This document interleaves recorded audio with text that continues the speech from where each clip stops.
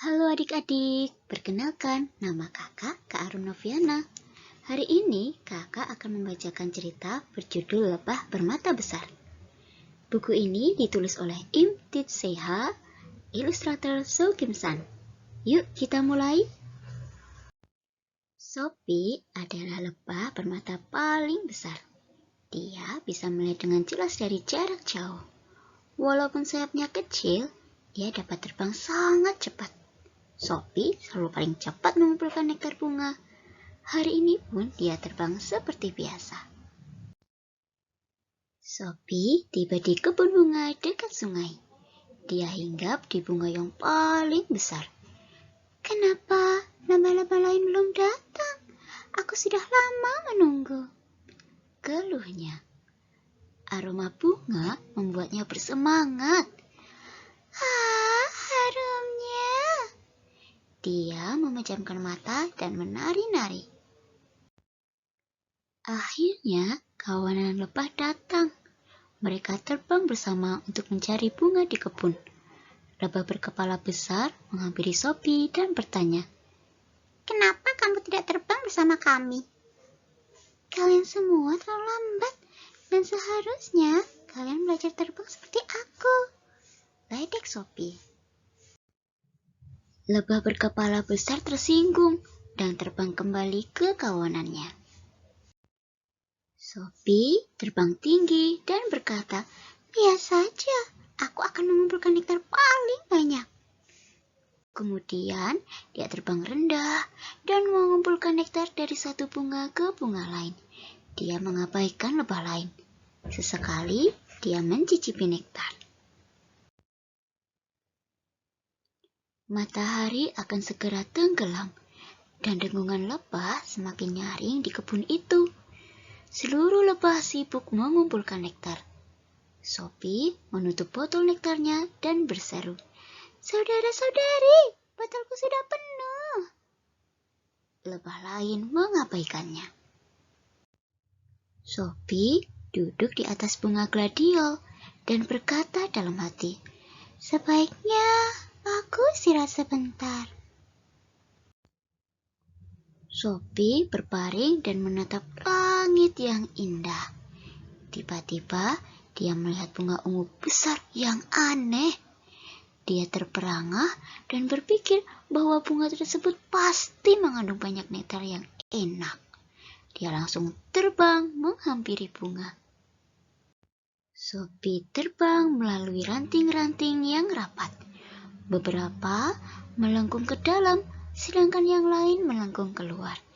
Dia terbang, menembus daun-daun berlubang yang dimakan ulat, dan menyentuh tetes-tetes air di tepi daun. Senangnya. Tiba-tiba Sophie melambat.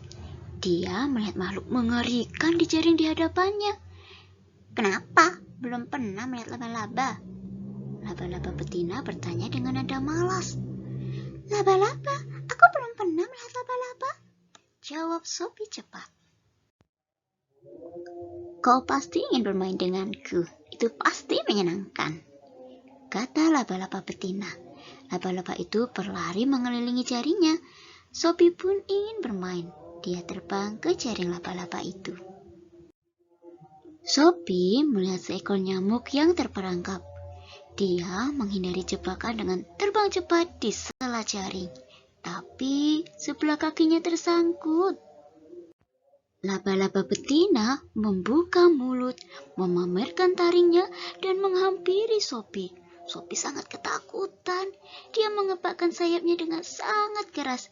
"Aku lebah tercepat. Aku pasti bisa keluar dari jebakan ini." Laba-laba itu nyaris saja menangkapnya saat dia akhirnya berhasil melepaskan diri.